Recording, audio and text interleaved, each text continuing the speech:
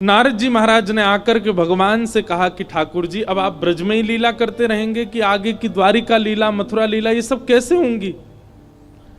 ठाकुर जी बोले, सांची पूछो नारद, तो मैं भूल चुका हूं कि मैं परमात्मा हूं, मैं भूल चुका हूं कि त्रिलोकी स्वामी हूं।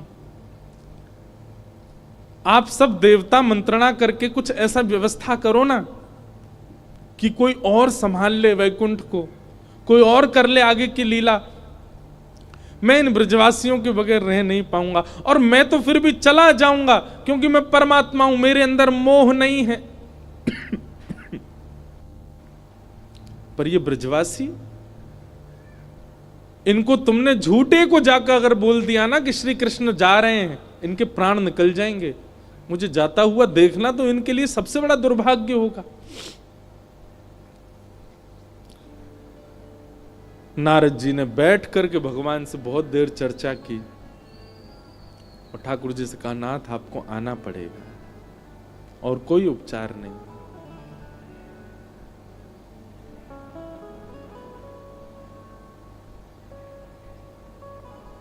अक्रूर जी महाराज वृंदावन आए और वृंदावन आकर के नंद बाबा यशोदा मैया से कही, कंस ने एक धनुर्यज्ञ किया है और उस धनुर्यज्ञ में आपके दोनों पुत्रों को आमंत्रित किया है। यशोदा मैया बोली, इतने राक्षस भेजे वाने हमारे लाला मारवे के काजे और अब निमंत्रण भेज रहे हो? बोले नहीं नहीं, आपको शायद कोई गलत सूचना मिली, वो राक्षस कंस ने नहीं भेजे हैं। कंस तो इन दोनों को सम्मानित करना चाहते हैं। हमने सुना कुछ दिन पहले बहुत जोर की बारिश हुई तो इन्होंने गिरिराज्य उठा लिए थे, सब आप सबकी रक्षा की।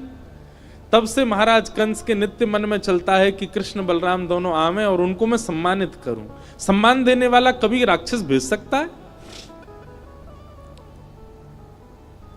सबके मन में तो विश्वास हो ही नहीं रहा था कंस की बातों पर ठाकुर जी ने मन बनाया कि अगर मैं नहीं बोला तो ये सब तो भेजेंगे ही नहीं। ठाकुर जी अपना रूप बदल के, रंग बदल के और थोड़ा भाव बदल करके सब ब्रजवासियों के बीच में आके बोले, ठीक है भैया, तुम सबरे ब्रजवासी बड़े मतलबी हो। जब राक्षस आ जाए, जब कालिया नाग आ जाए, जब इंद्र वर्षा कर दे तो कन्हैया कन्हैया कहते सबरे डोरेंगे। लेकिन आज एक राजा हमको सम्मान देना चाह रहे हो तो तुम सब चाहो नहीं हो कि हमें सम्मान मिले? इस बात को सुन के सब ब्रजवासी मौन हो गए। ठाकुर जी ने पत्थर रख के ये बात कही।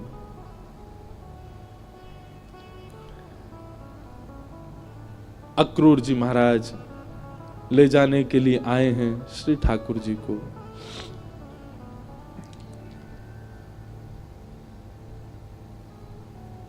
गोपियां, गोप ग्वाल, ब्रज के सब ब्रजवासी मन ही मन विचार कर रहे हैं और विधाता से प्रार्थना कर रहे हैं कि अहो विधातस्तवन क्वचित् दया संयोज मैत्र्या प्रणयेन देहिना। अरे विधाता, तेरे अंदर दया नाम की चीज नहीं है क्या? कहां श्री कृष्ण को हमारा प्रेमी बना दिया, कहां हम सबके चित्त में उनके प्रति इतना प्रगाढ़ प्रेम प्रकट करा दिया। और जब हम सबके चित्त में प्रेम आ गया, आज मिलने का समय आया, अब उनके संग रहने का समय आया, उनके संग अब लीला करने का समय आया, तो तू उनको हमसे दूर कर रहा है। सब ब्रजवासी मौन हो गए, बोल कुछ नहीं रहे, क्योंकि ठाकुर जी ने ऐसी बात कह दी है कि कुछ कहें तो कहीं ठाकुर जी यूं नहीं समझ लें कि ये सब हमारे शुभ चिंतक नहीं है।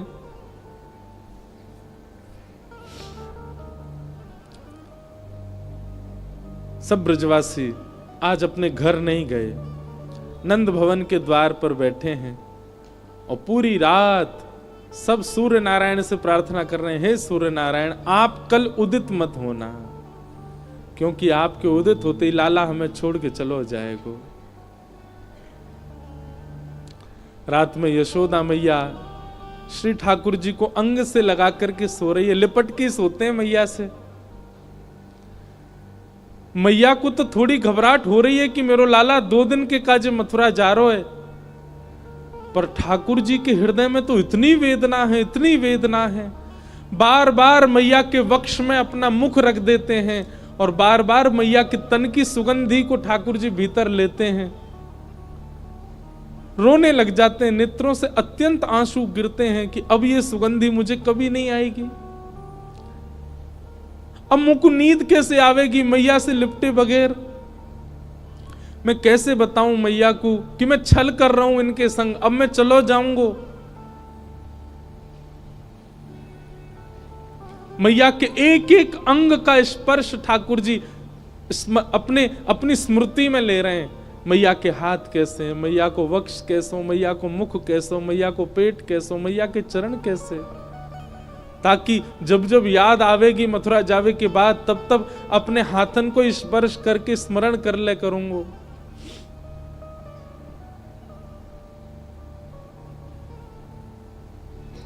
मैं एक बात अभी कह रहा था पिछली कथा में, गोपियों का विरह सबने सुना,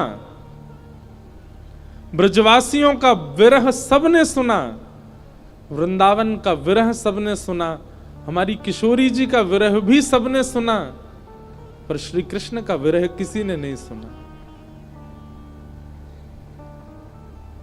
गोपियां वेदना में हैं, ब्रजवासी वेदना में हैं, वृंदावन वेदना में हैं, सब सखियां वेदना में हैं, श्री जी भी वेदना में हैं, पर किसी ने यह विचार क्यों नहीं किया कि कृष्ण भी तो वेदना में है? और मैं व्यास मंच पर बैठ करके कह दूं, संत जनों के सानिध्य में मेरे मुख से निकल रही है ये बात, ब्रजवासी, ब्रज गोपिकाएं, वृंदावन आदि आदि जितने भी विरह हैं, इन सब का विरह एक पडले में रख दो और श्री कृष्ण का ब्रज के प्रति विरह एक पडला में रख दो। कृष्ण का विरह भारी है, पर क्योंकि वे पुरुष हैं इसलिए उनका विरह छुपा हुआ है।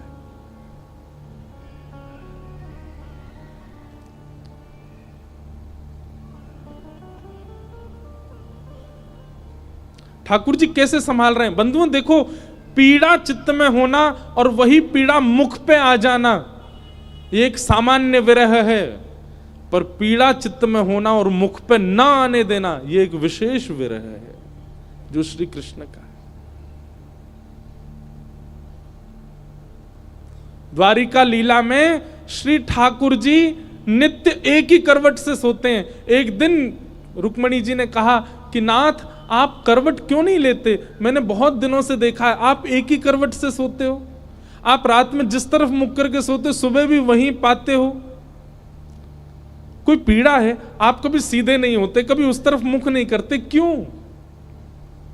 ठाकुर जी कहते हैं, रुक्मणी उस तरफ वृंदावन है, द्वारिका से 1500 किलोमीटर दूर है वृंदावन आज की डेट में, और जिस द्वारिका में ठाकुर जी रहते थे वो तो समुद्र में थी, और 2000 किलोमीटर मान लो।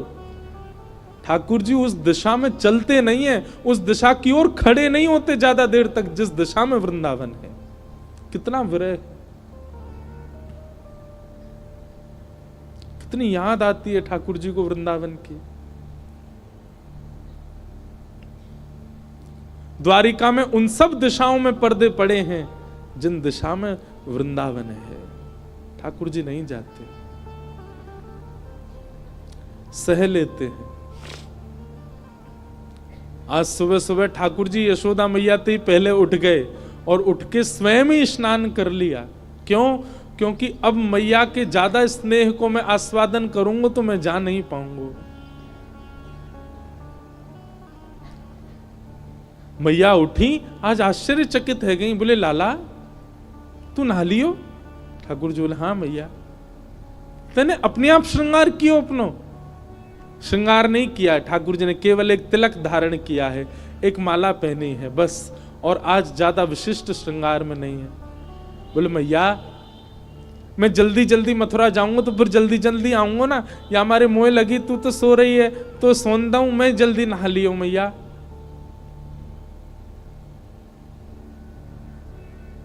यशोदा मैया थोड़ी सी विचलित तो हुई आज तक ऐसा नहीं हुआ था। ठाकुर जी ने मन में विचार किया, अक्रूर जी से जाके कहा, अभी ब्रह्म मुहूर्त है, सुबह की बेला है, सब ब्रजवासी अभी सो रहे होंगे, मैया यशोदा नंद बाबा उठ जाएं, केवल इनको प्रणाम करके हम चलें मथुरा की ओर। अक्रूर जी महाराज बोले, जी भगवान। जैसे ही जाकर के द्वार खोला ठाकुर जी ने, असंख्य गोपियां, असंख्य ग्वाल, सब ब्रजवासी, गैया, सब खड़े हैं वहीं पर। और द्वार खुलते ही किसी के मुख से स्वर नहीं निकल रहा, पर नेत्रों से आंसू गिर रहे हैं। ठाकुर जी कह रहे हैं, अरे तुम सबरे सोए ना, तुम सब गए ना? अरे भैया इतना उदास काय को है रहे हो, इतना रुदन काय को कर रहे हो? मैं आ जाऊंगा ना, परसों आ जाऊंगा ना मैं। 2 दिना की तो बात है, ऐसे निकल जाएंगे 2 दिना तो।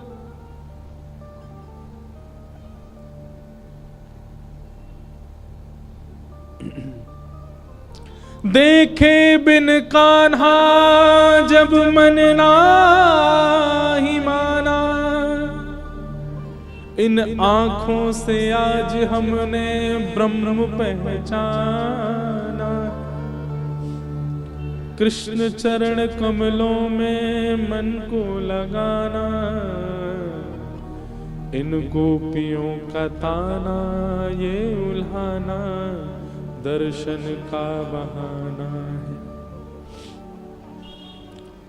गोपियां बहाने बना बना करके आती हैं। घर में मक्खन धरोए फिर भी जबरदस्ती मक्खन लेवे जामे कि या बहाने कन्हैया दिख जाएगो। घर में गैया बंधी है, गोबर धरोए, पर गोबर लेवे के काजे जबरदस्ती नंद भवन में भीतर घुसे कि कन्हैया दिख जाएंगे। इन बहानों से श्री कृष्ण को नित्य देखने वाली गोपियां वो 2 दिन बिना कृष्ण के कैसे रहेंगी?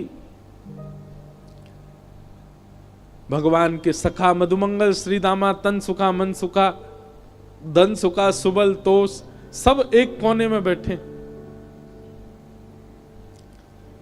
मधुमंगल आके बोले लाला तू जा तो 2 दिना को रहो, लेकिन तने एक बार भी विचार नहीं कियो ये श्री दामा ये सुबह उठते या को नियम है 11 वर्ष थे।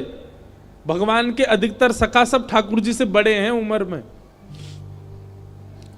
हमारो नियम है 11 वर्ष थे। हम रोज सवेरे उठ करके आंख बंद करके पहले नंद भवन आमे, सबसे पहले 13 मुखमंडल देखें, वाके बाद जलपान करें लाला। तो देखे बगैर हमारे जल हलकते नीचे ना उतरे। और तू 2 दिना के काजे हमें छोड़ के जा रहा हो, हम कैसे जीवित रहेंगे? ठाकुर जी स्तब्ध हो रहे हैं, मौन हो रहे हैं, कहां समझाएं, अब शब्द नहीं है ठाकुर जी के पास। भगवान किशोरी जी के पास गए, चरणों में प्रणाम किया। राधे राधे, ये स्तुति ठाकुर जी ने ही गाई है, आज भी बरसाने में गाते हैं सब। ठाकुर जी गा रहे हैं राधे राधे करुणामयी कृष्ण प्यारी,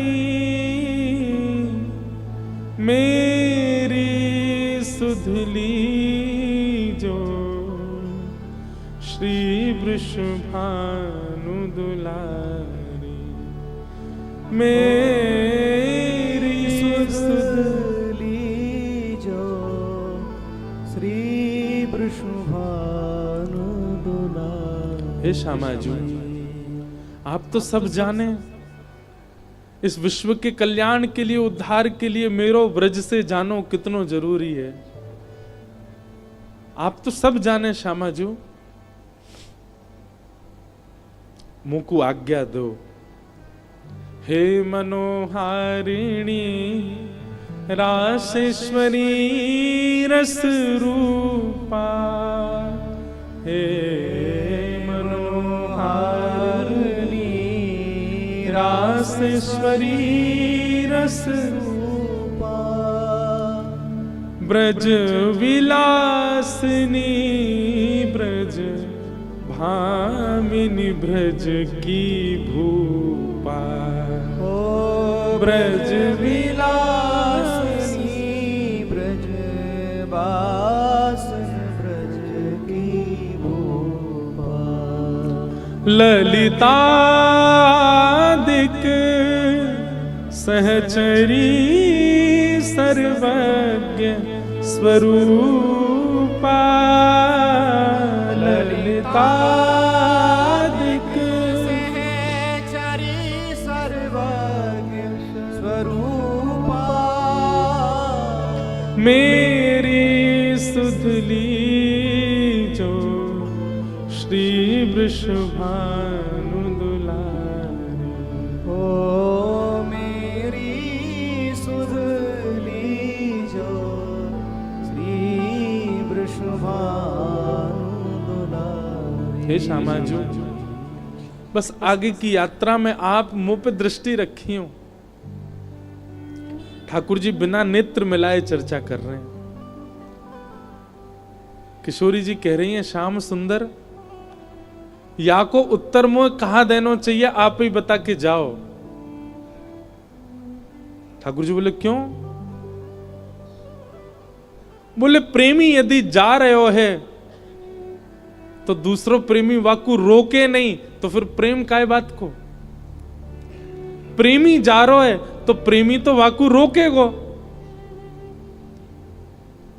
लेकिन आप शुभ कार्य के लिए जा रहे हो, मानव कल्याण के लिए जा रहे हो, और शुभ कार्य में यदि कोई जा रहा हो तो उसको टोकना नहीं चाहिए। आप जा रहे हैं विश्व के कल्याण के लिए, मैं आपको रोकूं कैसे, मैं टोकूं कैसे? और मेरो प्रेमी जा रहा है और मैं रोकूं नहीं तो प्रेम कैसा? मुझे कहा करना चाहिए श्याम सुंदर, आप बता के जाओ। आपको आज्ञा दे दूं तो फिर मैं प्रेमी कैसी, जो अपने प्रेमी को दूर जावे की आज्ञा दे रही हूं? मैं टोक दूं, रोक दूं तो शुभ कार्य में टोक लग जाएगी। और मैं कछु ना कहूं तो प्रेमी जा रहा और मैं कछु ना कहूं तो फिर प्रेम कैसा? मैं कहां कहूं, मुझे कहां उत्तर देना चाहिए? हे श्याम सुंदर बता के जाओ। ठाकुर जी कुछ नहीं बोले, बस चरणों की ओर देखते रहे किशोरी जी की, और रथ में विराजमान हो गए। निर्वाक हैं, निरुत्तर हैं, निरशब्द हैं। रथ जैसे ही आगे बढ़न लगो, सब ब्रजवासियों के नेत्र सजल हो गए। नेक दूर गयो। यहां अक्रूर जी ने इतनी देर में यशोदा मैया को सब सच बता दिया था। मैया, जे तुम्हारो लाला ना है, जे देवकी को लाला है। कंस से रक्षा के लिए 11 वर्ष पूर्व वसुदेव जी इस बालक को लेकर के आपके पास आ गए थे, और आपकी बालिका ले जाकर के कंस को दी थी, जो कि अष्टभुजी देवी बन गई थी। अब जे लाला अपनी जन्मदात्री मैया के पास जा रहा हो, मैया है सके कि अब लौट के नहीं आवे। आप कृपा करो। अक्रूर जी को नहीं बताना चाहिए था यशोदा मैया को, पर उन्होंने बता दिया। मैया को तो रक्त ठंडो पड़ गयो, पैर के नीचे से जमीन खिसक गई।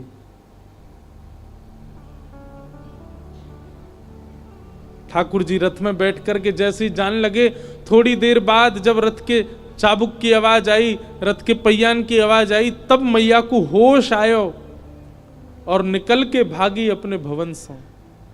कान्हा रुक जा, अरे लाला रुक जा, कन्हैया नेक डट जा।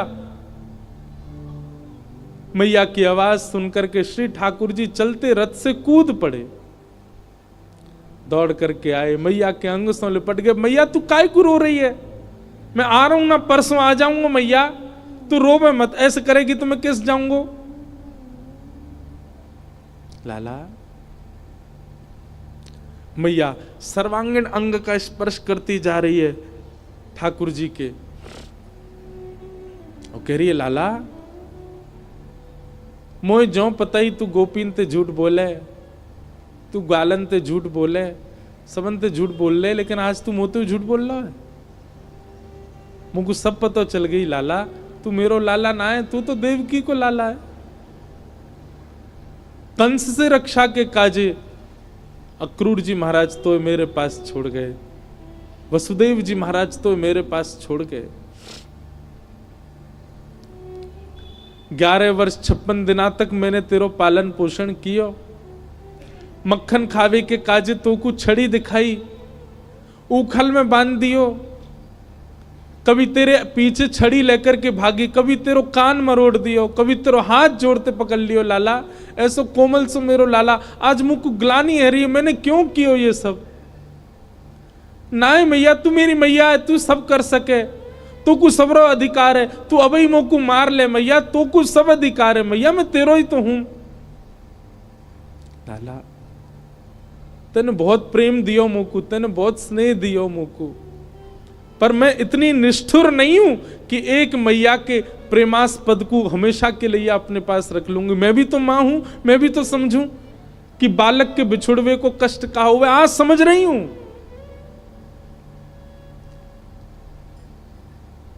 मैंने तो फिर भी तेरो संपूर्ण बालपन देखो, पर जाने तो जन्म दियो वा देवकी मैया ने तो पूरा जीवन कारागृह में निकाल दियो। और आज भी अगर मैं तो को रोक लूंगी लाला, तो मैं देवकी के संग बहुत बड़ा अत्याचार करूंगी। वैसे तो में मेरे प्राण बसे, है सके कि तू यहां तक गयो और शायद है सके कि मैं जीवित हूं ना बचूं लाला, लेकिन अब समय देवकी को प्रसन्न करवे को है। तू जा, मुझको एक वचन देके जा लाला, तू देवकी को नहीं बताइयो मैंने तेरो हाथ पकड़ो, कान मरोड़े, तो को उखलते बांधो, और दूसरो वचन देके जा लाला। कहा तो कुछ जब भी खबर पड़े कि यशोदा मरणासन अवस्था में है, वह समय आ जाइयो मेरे पास, तो को निहार लूंगी, तो को देख लूंगी लाला, तो चैन ते प्राण चले जाएंगे मेरे।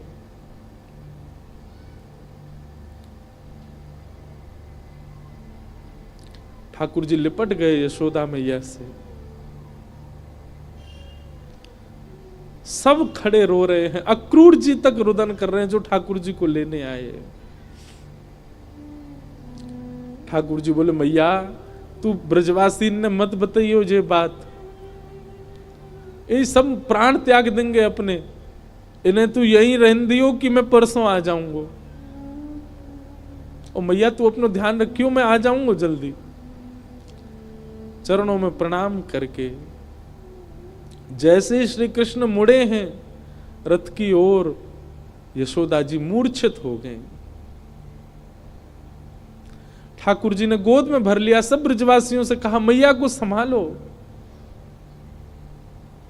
सब ब्रजवासी संभालने लगे। बार बार ठाकुर जी मन में विचार करें मैं नहीं जाऊं, पर ब्रह्मांड दिखाई देवे, त्रिलोकी दिखाई देवे, द्वारिका दिखाई देवे, जीव उद्धार दिखाई देवे, हम मानवन को कल्याण दिखाई देवे, गीता को उपदेश दिखाई देवे, महाभारत को युद्ध दिखाई देवे, अर्जुन पे कृपा दिखाई देवे। इन सब के आगे ब्रज का प्रेम तोलने का विषय नहीं है, पर अगर ये प्रेम को त्याग नहीं कियो तो वो सब नहीं है पाएगा। कलयुग में सब लोग प्रेम जानने वाले समझने वाले नहीं हैं, सब स्वार्थ से मेरी भक्ति करेंगे। ऐसे स्वार्थियों के लिए भी मुझे कुछ ज्ञान तो देना पड़ेगा।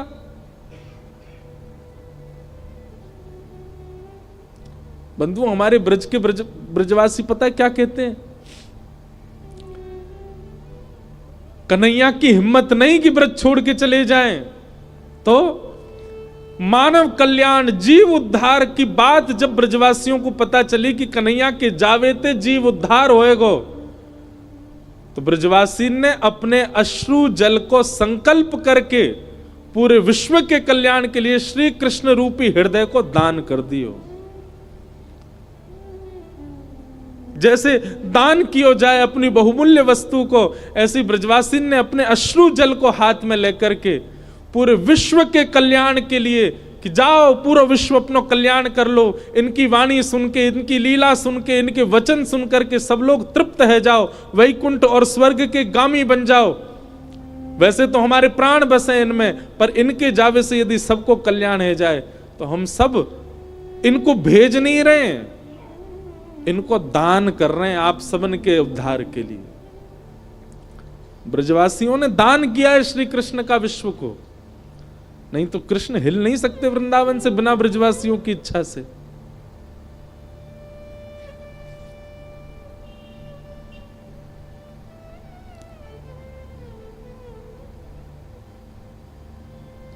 सब देख रहे हैं रथ की ओर। मधुमंगल श्रीदामा चर्चा कर रहे हैं, बोले सुन देखियो लाला अभी आवेगो वापस, वो हमारे बिना रह ही ना पावेगो।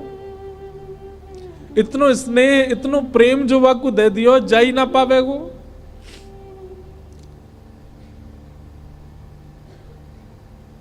मधुमंगल बोलो श्रीदामा पर ये जा रो है, ये आना रो लौट के। आज हमें लाला पे संशय ना है रो, हमें अपने प्रेम पे संशय है रो कि क्यों ना आ रो जी लौट के। रथ दिखता रहा खड़े रहे, ध्वजा दिखती रही खड़े रहे, और जैसे ही रथ दिखना बंद हुआ, ध्वजा दिखनी बंद हुई, नहीं आए ठाकुर जी लौट के। असंख्य ब्रजवासी वहीं मूर्छित हो गए ठाकुर जी को बिना देखे। नंद बाबा बोले अरे मधुमंगल श्रीदामा, ए भैया ये कहा कर रहे हो, देख परसों आ जाएगा लाला, ये देख सब मूर्छित है गए, जल्दी जा संभालो। सब ब्रजवासी इनको लगायो, कोई जल लेके आ रहा हो, कोई जल पान करा रहा है, गोपी इनको ले ले करके घर की ओर भाग रहे हैं। ऐसी विरह वेदना सबके चित्त में है रही है। अरे केवल मानवों की बात नहीं है, गौशाला में बंदी 9 लाख से अधिक गैया, वो उनके बछड़ा भी दूध नहीं पी रहे हैं आज, उनकी बछिया भी आज दूध नहीं पी रही है। सब केवल अपने कान उठा के श्री कृष्ण को खोज रहे हैं। बंधुओं एक बात कहूं आपसे, लिख लीजिएगा, बद्रीनाथ आपको मुक्ति दे सकता है, जगन्नाथ आपको महाप्रसाद देंगे, द्वारिका आपको सुख देगा, रामेश्वरम आपको पुण्य देगा, वृंदावन केवल विरह दे सकता है। केवल विरह है वृंदावन के पास, केवल प्रेम है वृंदावन के पास। पुण्य की कामना से वृंदावन मत जाओ, वैकुंठ की प्राप्ति की कामना से वृंदावन मत जाओ। वृंदावन केवल विरह समेटे हुए है अपने अंदर।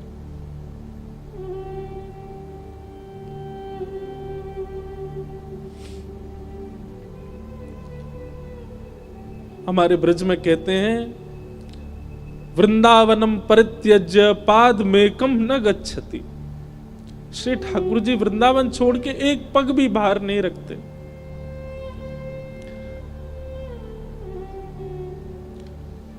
तन गया है ठाकुर जी का द्वारिका मथुरा, आत्मा तो आज भी वृंदावन में ही है, प्राण तो अब भी वृंदावन में ही है श्री ठाकुर जी के।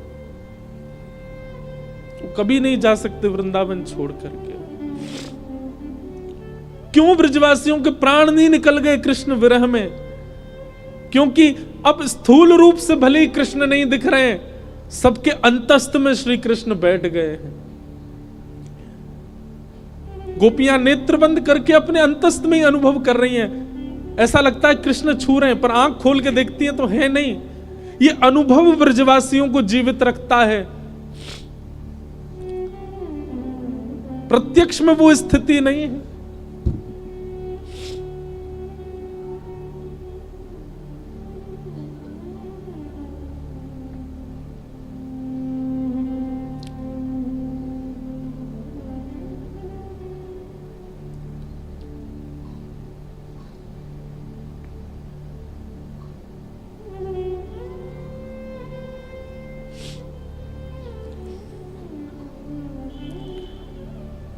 ठाकुर जी मथुरा पहुंचे।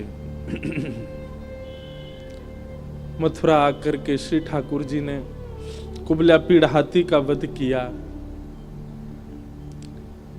अब ठाकुर जी की लीला में आपको ऐश्वर्य ज्यादा दिखेगा, क्योंकि प्रेमी श्री कृष्ण तो वृंदावन ही रह गए। ऐसा भी कहूं कि ठाकुर जी का स्वभाव वृंदावन में रह गया, अब प्रभाव आगे आ रहा है। वो चंचलता, वो मधुरता, वो प्रियता, अब सब ठाकुर जी ने उसको गौड़ कर लिया। अब ठाकुर जी परब्रह्म की भांति लीला कर रहे हैं, मानो अपने परब्रह्मत्व पर ही ठाकुर जी को क्रोध आ रहा है कि मैं क्यों हूं जिसके कारण मुझे ब्रज छोड़ना पड़ा। कुबल्या पीड़ हाथी का वध कर दिया, जितने मल्ल थे कंस के रणभूमि में सबको मार दिया ठाकुर जी ने। और 50 सिड्डी ऊपर बैठे हुए कंस को देखा, एक छलांग मार करके ठाकुर जी उसके पास पहुंच गए, दोनों भुजाओं में कंस को उठा करके पृथ्वी पर पटक दिया, गिरते ही कंस के प्राण निकल गए। भगवान तुरंत कारागृह की ओर दौड़े। बंधु एक बात कहूं, ठाकुर जी का एक खेल है, विरह और संयोग, संयोग और वियोग। जिस किसी को भी संयोग का अनुभव हो रहा है, तैयार रहना, वियोग आएगा जीवन में, क्योंकि ये खेल है श्री कृष्ण का। वो ऐसे ही करते हैं, जिसको संयोग देते हैं उसको वियोग देते ही हैं। और जो कोई भी रुदन कर रहा है, जिसके भी चित्त में वियोग, जिसके भी जीवन में वियोग है, परेशान मत होना, एक दिन संयोग होगा। 11 वर्ष 56 दिन पहले छोटी से एक दिना के ठाकुर जी मैया को छोड़ के चले गए, उनको वियोग दे दिया। कहां तो इतना बड़ा संयोग दिया कि उनके गर्भ से प्रकट हुए, और गर्भ से प्रकट होते इतना बड़ा वियोग दे दिया कि मैया रोती विलखती छोड़ गए। 11 वर्ष 56 दिन तक मैं किसका पक्ष लूं, यशोदा जी का या देवकी का? देवकी मैया रोज कारागृह में खिड़की पे खड़ी हो जाती है, ऊपर साधन नहीं है तो जबरदस्ती घड़े पे घड़ा रख के या कोई ऐसी व्यवस्था करके खिड़की के ऊपर खड़ी हो जाती है, और वहां से वृंदावन से आने वाले लोगों को बुलाती है। बोले सुनो, कहां ते आ रहे हो? बोले हम तो वृंदावन ते आ रहे हैं। अच्छा, तुमने वृंदावन में कुछ देखो? अरे बड़ी सुंदर लता गुल्म, यमुना जी, ऐसी रेणु, ऐसी गैया, ऐसे गोप ग्वाल। देवकी मैया बोले सबसे सुंदर कहा है वृंदावन में? मैया सबसे सुंदर तो यशोदा को लाला है। अरे मैया कैसो चले, कैसी बात बनावे, कैसे नैन मटकावे, वाक्य अंदर तो ऐसी सुगंधी आवे। अरे हम तो सांची पूछो, हम तो भैया देखवे जामे। द्वार वहीं खिड़की पे खड़ी खड़ी देवकी रुदन करती है, मैं कब देखूंगी अपने लाला को? काश इन्होंने यशोदा की लाला की जगह एक बार कह दिया हो तो देवकी को लाला। उनका विरह कम नहीं है। 11 वर्ष 56 दिन कहां ब्रजमंडल में इतना आनंद, इतना सुख, इतने उत्साह। कई लोग मुझे बोलते हैं ठाकुर जी क्यों, कितना बुरा किया ठाकुर जी ने ब्रजवासियों के साथ। ठाकुर जी को देवकी का विरह दिखाई दे रहा है। जहां लाखों नर नारी आनंद कर रहे थे, वहीं एक कारागृह में बैठकर के सिसक सिसक के रो रही है देवकी। पता चला जब देवकी को कि मेरे लाला ने गिरिराज जी उठाए हैं, 7 दिन तक अन्न जल नहीं पाया, केवल जल पी करके व्रत कर रही है कि मेरे लाला स्वस्थ रहे, मेरे लाला को कोई पीड़ा नहीं हो। जैसी पता चलती कोई राक्षस वृंदावन चलो गयो है, देवी की मैया उसी समय तप में बैठ जाती। हे विधाता, आप जैसे कहेंगे वैसो जीवन जीऊंगी, पूरी युवावस्था मैंने जेल में निकाल दी, बस मेरे लाला को स्वस्थ रखी हूं, प्रसन्न रखी। आज 11 वर्ष 56 दिन बाद उस कारागृह में चंदन की सुगंधी आ रही है। उस कारागृह की ओर एक प्रकाश आ रहा है। जैसे देवकी मैया ने कारागृह के द्वार से झांक करके देखा, श्याम वर्ण है, मधुर कटाक्ष नेत्र हैं, अद्भुत अधरामृत है, घुंघराले केश हैं, सुंदर पटका डाले हैं श्री ठाकुर जी, त्रिभंग लली श्याम सुंदर टेढ़ी सी चाल चलते भय आ रहे हैं मैया की ओर। जैसे ही मैया ने देखा, देखते ही मैया तो न्योछावर हो गई लाला पे। मेरो कन्हैया आ गयो, मेरो लाला आ गयो। जेल के भीतर ही नृत्य करने लगी। ठाकुर जी दौड़े मैया के पास, ताला खोल के भीतर प्रवेश किया। मैया ने अपने अंक में भर लिया। 2 बार मूर्छित हो गई देवकी, ठाकुर जी को अंक में भर के। ठाकुर जी ने बहुत स्नेह किया। मैया ने लाला को हाथ पकड़ लिया और पकड़ करके बोली, लाला अब तू नहीं जाएगो मुझे छोड़ के, कहीं नहीं जाएगो, कभी नहीं जाएगो, वचन दे मुझको, नहीं तो प्राण त्याग दूंगी। ठाकुर जी के चित्त में यशोदा का भी स्मरण होता है। देवकी मैया, मैया मैं तो वचन दे रहा हूं, अब नहीं जाऊंगा, अब तेरे पास आ गया, तेरे पास ही रहूंगा मैं। श्री कृष्ण का विरह कौन सुनाता है? श्री कृष्ण का विरह कौन गाता है? उनकी वेदना कौन समझ पाता है?